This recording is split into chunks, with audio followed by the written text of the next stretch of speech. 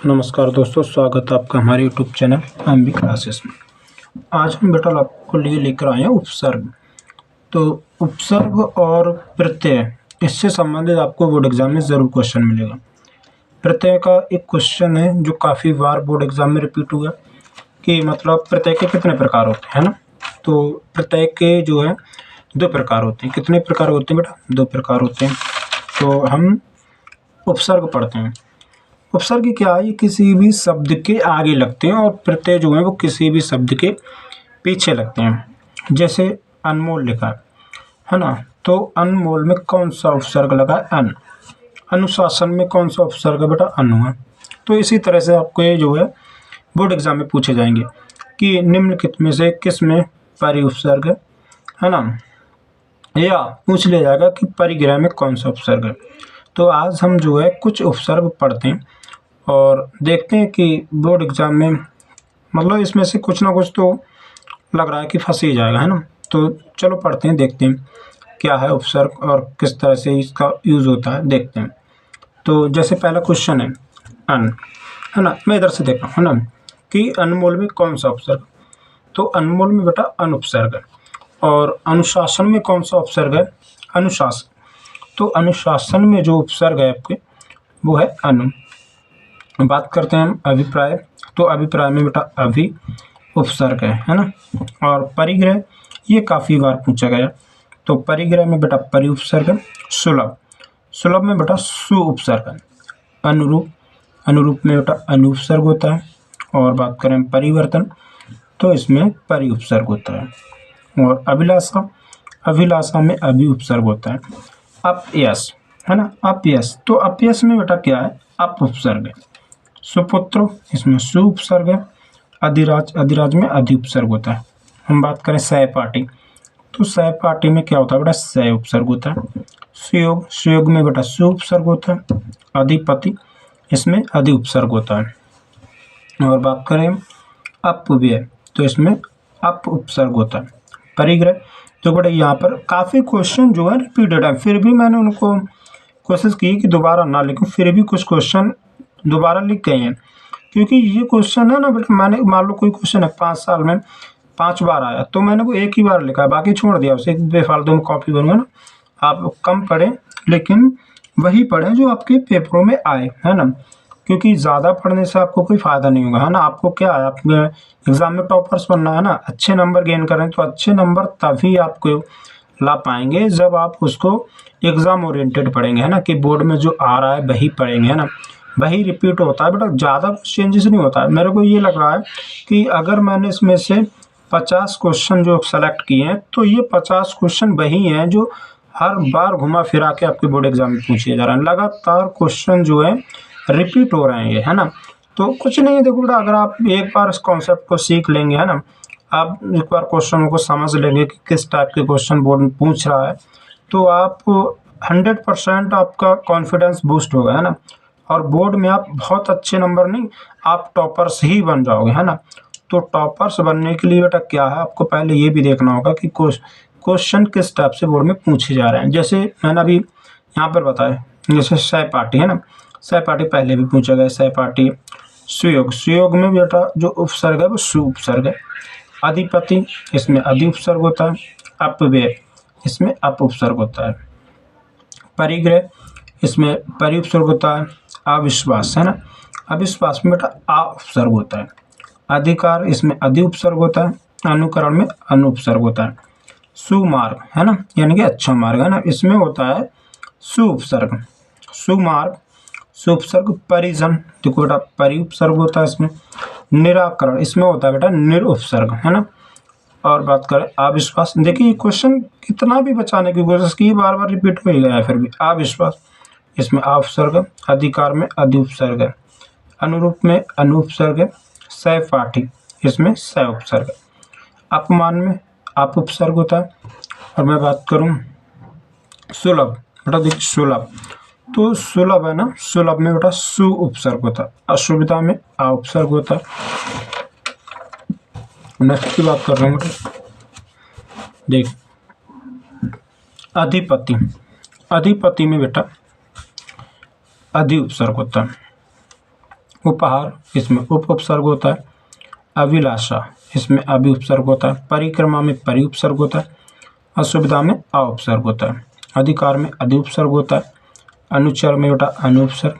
सहमति में सह उपसर्ग। अभिवादन में अभि उपसर्ग होता है। सुमार्ग में बेटा सु उपसर्ग। अनमोल में अनुपसर्ग। अपकार में अप उपसर्ग। अनुचर में अनुपसर्ग। उपकार में उप उपसर्ग होता है। और सहचर में बेटा सह उपसर्ग होता है। अभिमान में अभि उपसर्ग। अधिकार में अधि उपसर्ग होता है। अधि उपसर्ग होता है। और बेटा देखें, देख पा रहे हैं ना आप? देखें, निराकरण, निराकरण में बेटा क्या होता है? निराकरण में निर उपसर्ग होता है। अविश्वास में अ उपसर्ग होता है। अपमान में अप उपसर्ग होता है। अनपढ़ में अनुपसर्ग होता है। सहपाठी में बेटा सहचर में बेटा सह उपसर्ग होता है। अपमान में अप उपसर्ग होता है। अभिशाप में अभि उपसर्ग होता है। उपलब्धि में उप उपसर्ग होता है। अधमरा, इसमें होता है बेटा अध उपसर्ग। अधिकरण में अधि उपसर्ग। सहकारी में सह उपसर्ग होता है। उपनाम, इसमें उप उपसर्ग होता है। अभिनाम में अभि उपसर्ग होता है। सुपुत्र, तो सुपुत्र में देखें, सुपुत्र में होता है सु उपसर्ग। नेक्स्ट देखो बेटा अधिकतम, अधिकतम में बेटा होता है अधि उपसर्ग। अनुसार में अनु उपसर्ग होता है।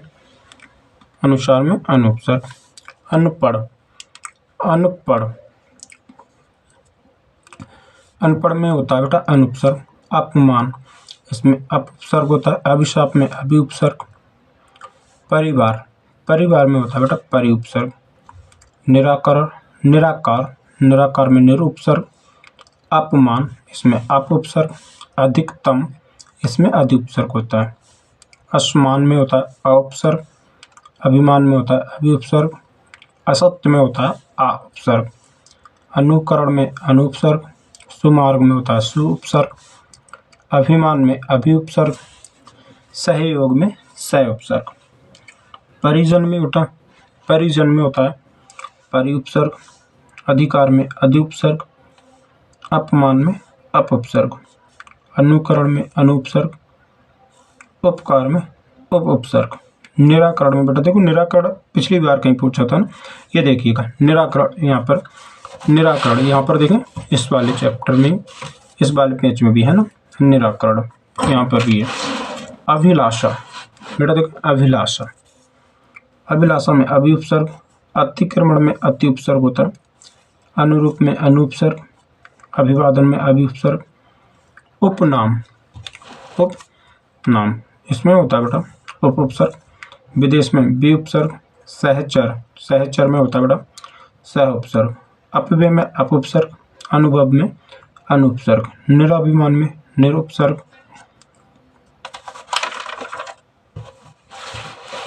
अभिज्ञान, बेटा देखें अभिज्ञान, अभिज्ञान में होता है अभिज्ञान में होता है अभि उपसर्ग।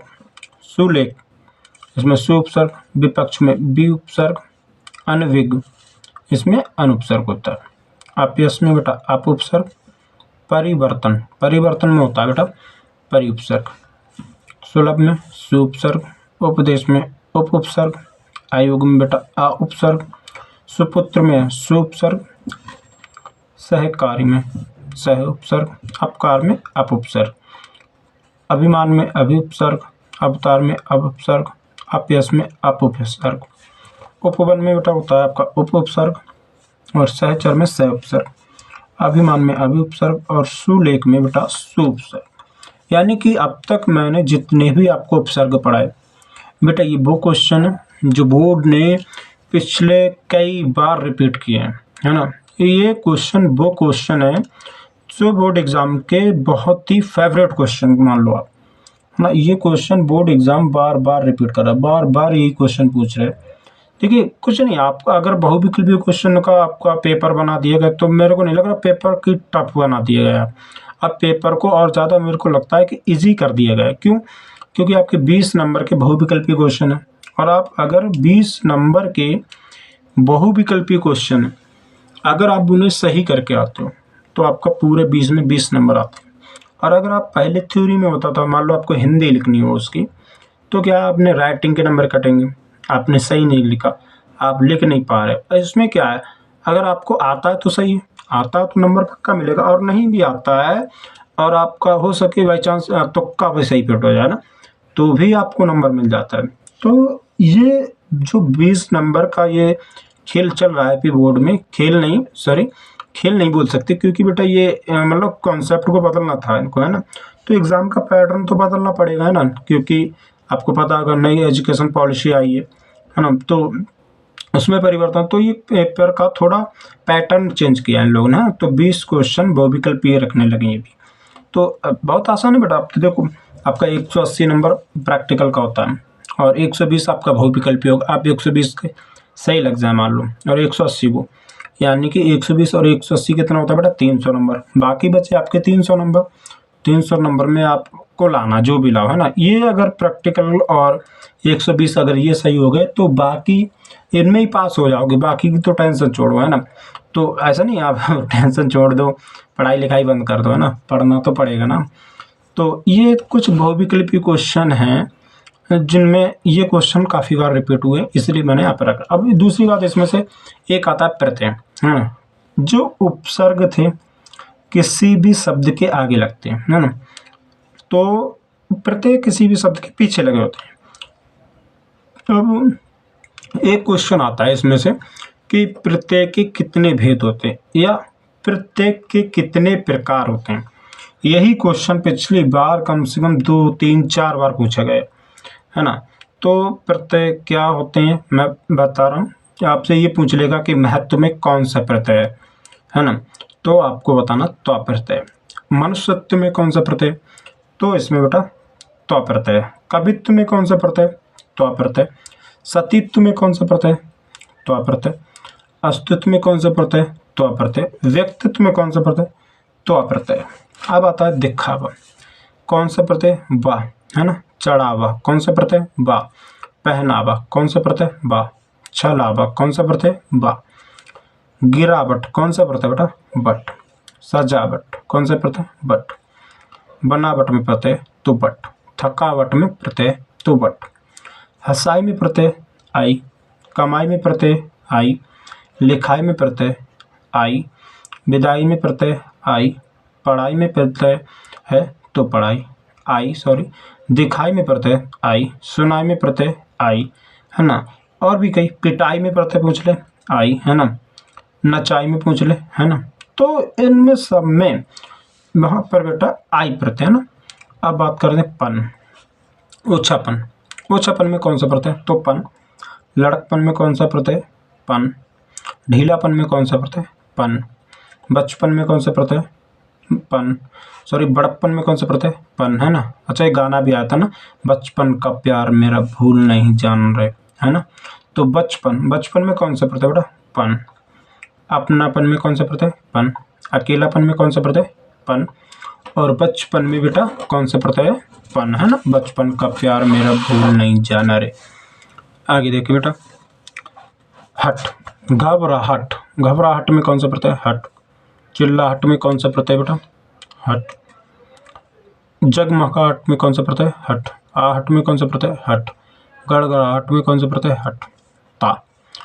लघुता में कौन सा प्रत्यय बेटा, ता। महानता में कौन सा प्रत्यय, ता।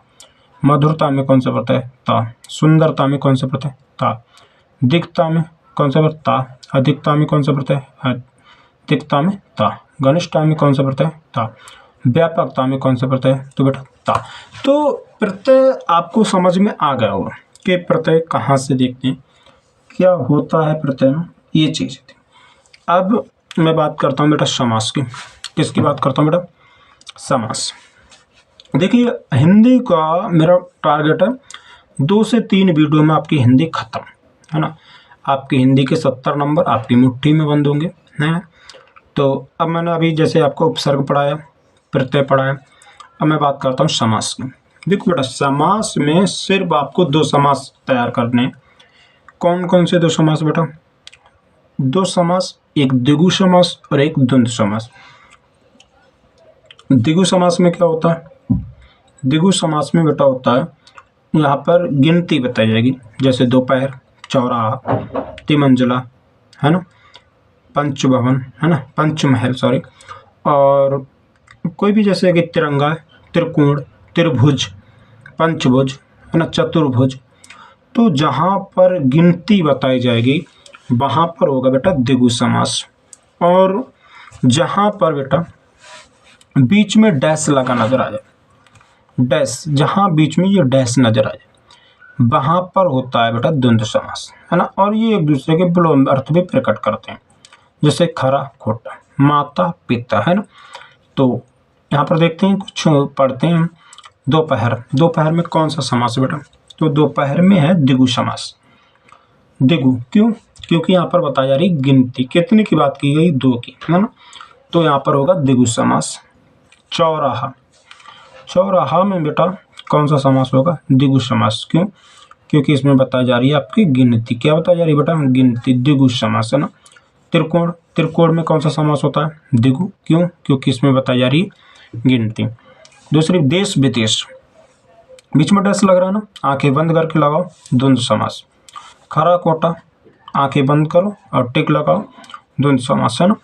अब ऐसा मत करना आप एग्जाम में आंखें बंद करके लगाओ, है ना, फिर पता चले किसी एक ही विकल्प पे 4 गोले काले कर दिए आपने, है ना, या कहीं कुछ लिख दिया, है ना। आंखें बंद करने का मतलब है बिना सोचे समझे, है ना। देखा कि डैश लग रहा है ना, तो आप खरा कोटा लगाओ। माता पिता, सॉरी, खरा कोटा में अगर डैश लगा नजर आ रहा है तो वहाँ पर द्वंद्व समास लगाइए आप। माता पिता में अगर बेटा डैश लगा नजर आ रहा है आपको, ये अच्छा नहीं भी हो तो क्या आप समझें उस चीज़ को, है ना। जैसे मान लो डैश नहीं लगा कहीं पे, ये लिख दिया है, मान लो कोई भी, जैसे मान लो नर नारी लिख दिया, हाँ, नर नारी उनने एक साथ लिख दिया और उसमें बीच में डैश नहीं लगाया, तो क्या आप द्वंद्व समास नहीं लगाओगे इसमें? फिर सोचा अरे सर ने बताया था डैश होना चाहिए, इसमें तो डैश ही नहीं है, हम तो नहीं लगा रहे द्वंद्व समास। ऐसे नहीं होगा बेटा, है ना। आपको देखना होगा, है ना, आपको पढ़ना होगा कि, और आप जब पढ़ोगे तो आपको चीज़ें याद होने लगेंगी, है ना, और याद रहेंगी भी। तो जैसे माता पिता, यहाँ पर द्वंद्व समास होता है। पाप पुण्य, द्वंद्व समास। नवरत्न, नवरत्न, नौ दुर्गा, है ना। तो सप्त सिंधु, है ना, सप्त ऋषि, जहाँ पर गिनती बताई जाए वहाँ पर द्विगु समास। तिरंगा में गिनती बताई जा रही है, द्विगु समास होगा। जलवायु, जल, देखो अब यहाँ पर डैश नहीं लगा है ना, अब बोले नहीं हम तो नहीं लगा रहे द्वंद्व समास, है ना, सर ने बताया ही नहीं, सर ने तो यही बताया था कि जहाँ पर डैश लगाओ वहाँ पर ही द्वंद्व समास होता है। बेटा ऐसा नहीं होता मेरे लाल, वहाँ यहाँ भी द्वंद्व समास है ना। त्रिवेणी, त्रिवेणी में बेटा गिनती बताई जा रही है ना, तो वहाँ पर होगा। अच्छा, त्रिवेणी रचना भी है आपकी, है ना, हिंदी में त्रिवेणी। आपको बताना त्रिवेणी किसकी रचना है ना, रचना वाला टॉपिक्स में आपको कमेंट करके बताना कि त्रिवेणी किसकी रचना है। क्या यहाँ पर देखें त्रिवेणी, त्रिवेणी में बेटा होता है द्विगु समास, त्रिवेणी में होता है द्विगु समास। और बात करें दिन रात, दिन रात में होता है द्वंद्व समास। तिरंगा, तिरंगा में द्विगु समास। त्रिनेत्र, त्रिनेत्र में आपके द्विगु समास होता है। भवानी शंकर, भवानी शंकर में, अच्छा यहाँ पर देखो वही बात फिर है ना, पुरानी वाली घटिया वाली, घटिया वाली नहीं अच्छी वाली, क्या भवानी शंकर, इसमें डैश नहीं लगा है। बोले सर इसमें डैश नहीं लगा है, हम नहीं मानेंगे कि इसमें द्वंद्व समास। बेटा इसमें द्वंद्व समास है। एक दंत, एक दंत, इसमें भी आपके द्वंद्व समास है। अच्छा यहाँ से कोरिलेट कर लो इसका, है ना, ये डैश मान लो इसको, है ना, दंत। अच्छा एक दंत कहते हैं किसे, आपको पता है ना, एक दंत कहते हैं गणेश जी को। किसको कहते हैं बेटा? गणेश जी को कहते हैं एक दंत, है ना। तो ये पर्यायवाची में आएगा आपका, है ना। अच्छा पर्यायवाची थोड़ी देर में पर्यायवाची भी कराता हूँ। तो ये था एक दंत, है ना। तो इसमें द्वंद्व समास। नर नारी, इसमें डैश नहीं लगा, तो क्या आप द्वंद्व नहीं लगाओगे? बेटा इसमें द्वंद्व समास होता है। राजा रानी, राजा और रानी, है ना, द्वंद्व समास। पंचगंगा, बेटा इसमें होता है अव्ययी समास। कौन सा समास होता है बेटा? अव्ययी समास। इसमें होता है अव्ययी समास। देखें कैसे, सॉरी, देखिए बेटा इसमें पंच, जैसे क्या है, किसी भी शब्द यथाशक्ति, यथासंभव, है ना, उनसे कुछ और शब्द बनाए जा सकें, उनको अव्ययी समास होता है। पर जैसे पंचगंगा, पंचगंगा में पंचामृत बना सकते हैं, पंचगंगा से ना पंचशील बना सकते हैं, तो वहाँ पर अव्ययी समास होता है। तो एक और इसमें द्विगु समास भी, क्यों? क्योंकि इसमें गिनती बताई जा रही है। क्या बताई जा रही है बेटा? गिनती, है ना, तो द्विगु समास भी। विशेषण विशेष, विशेषण विशेष में क्या है आपके? इसमें होता है कर्मधारय समास। क्या होता है बेटा? कर्मधारय समास। कर्मधारय समास भी है और द्वंद्व समास भी होता है। चतुर्वेद, चतुर्वेद, चतुर्वेद है ना, इसमें क्या बताई जा रही है? गिनती। चतुर्वेद में आपकी बताई जा रही है गिनती, तो यहाँ पर होगा द्विगु समास। राम रहीम, हाँ बेटा ये राम रहीम पिछले 4 साल पहले ये काफ़ी चर्चा में रहे थे, राम रहीम, है ना, आपने पता होगा, डेरा प्रमुख है ना, हरियाणा में शायद है ना, ये बाबा थे, इनका तो पूरी दुनिया ही अलग थी, है ना। तो ये राम रहीम है ना, खैर वो छोड़ो, यहाँ पे देखो राम रहीम है ना, यहाँ डैश लगा है, यहाँ द्वंद्व समास। अन्न जल, अन्न और जल यहाँ पर होगा द्वंद्व समास। त्रिभुज, त्रिभुज क्या बताया रही? गिनती, गिनती बता जा रही बेटा, वहाँ पर होता है द्विगु समास ना। नेक्स्ट देखते हैं बेटा, अगली बात करें बेटा। हाँ देखिए सप्तऋषि, बेटा क्या देख रहा है? सप्तऋषि, सप्तऋषि में देखें, सप्तऋषि है ना, गिनती बताई जा रही सप्तऋषि। तो सप्तऋषि में क्या होता है? देखें सप्तऋषि जब गिनती बताइए ना, तो वहाँ पर होगा बेटा द्विगु समास। क्या होगा? द्विगु समास।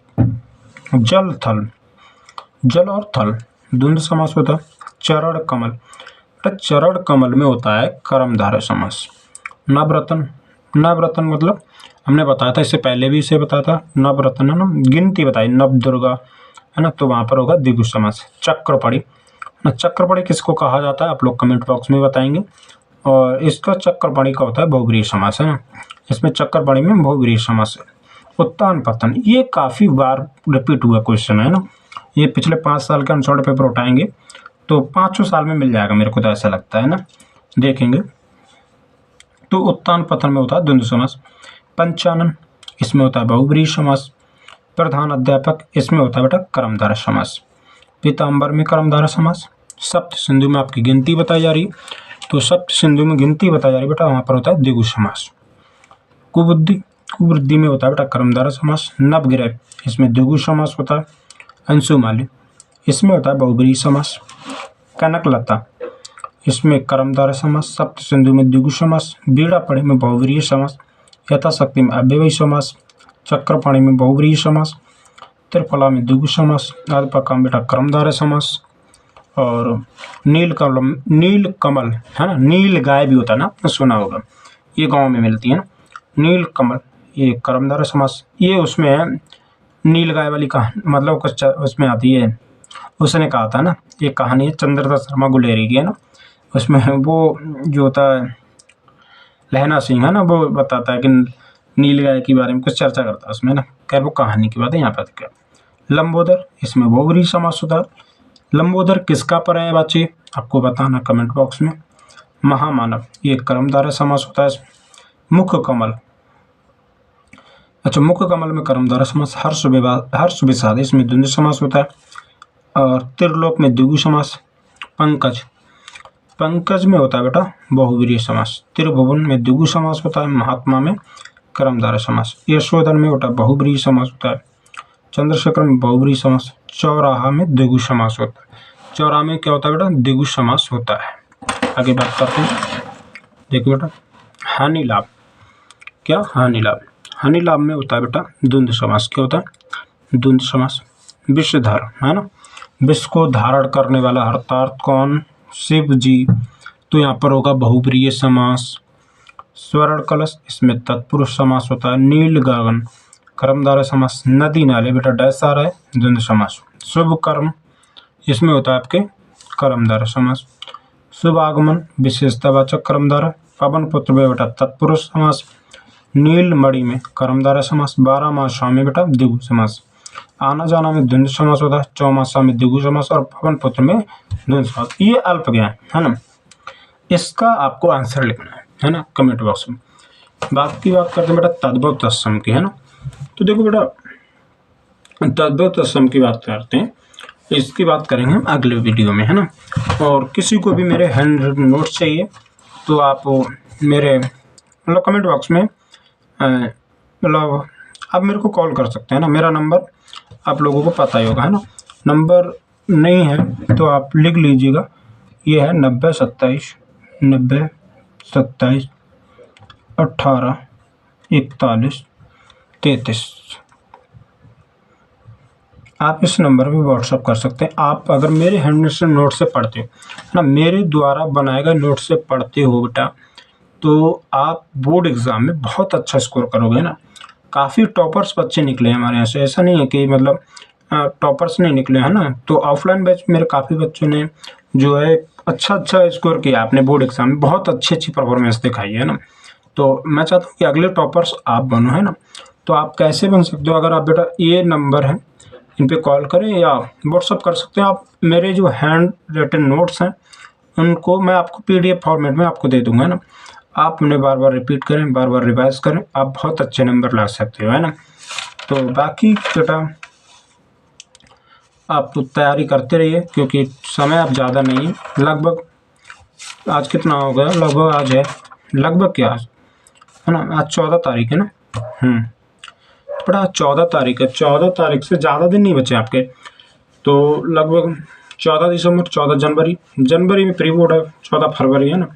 तो लगभग 2 महीने एवरेज मान लो, 2 से थोड़ा बहुत ज़्यादा दिन नहीं है आपके पास। तो कल का हमारा जो टॉपिक्स रहेगा बेटा, कल जो है तद्भव तत्सम और पर्यायवाची, इन पे चर्चा करते हैं, और साथ में संधि पे भी, है ना। 3 दिन का टाइम दो बेटा, 3 दिन में ही आपकी हिंदी कंप्लीट करा देंगे। और ये नोट्स वो हैं, आप इसे दिन में 10 बार में 10 बार रिवीजन कर सकते हैं ना। और 10 बार रिवीजन करोगे आपका कॉन्फिडेंस उतना ही बूस्ट होगा, है ना। आप इतना पढ़ लीजिएगा और एक्स्ट्रा पढ़ेंगे, है ना। तो अगर आप इतना पढ़ दोगे तो आपको एक्स्ट्रा पढ़ने की कोई ज़रूरत नहीं होगी। तो आप पढ़ते रहिएगा। बाकी आप स्वस्थ रहें, मस्त रहें और लगातार पढ़ते रहें। परीक्षा का समय दिन ब दिन नज़दीक आता जा रहा है ना। और बाकी मेहनत कीजिएगा, बोर्ड में टॉपर्स बने। काफ़ी टाइम ज़्यादा नहीं बचा है ना, बहुत कम समय बचा है। आप अपनी मेहनत को देर रात करना शुरू कर दीजिएगा और पढ़ाई करें मेहनत से, है ना। और इसी के साथ मिलते हैं अगले वीडियो में, तब तक के लिए जय हिंद, जय भारत।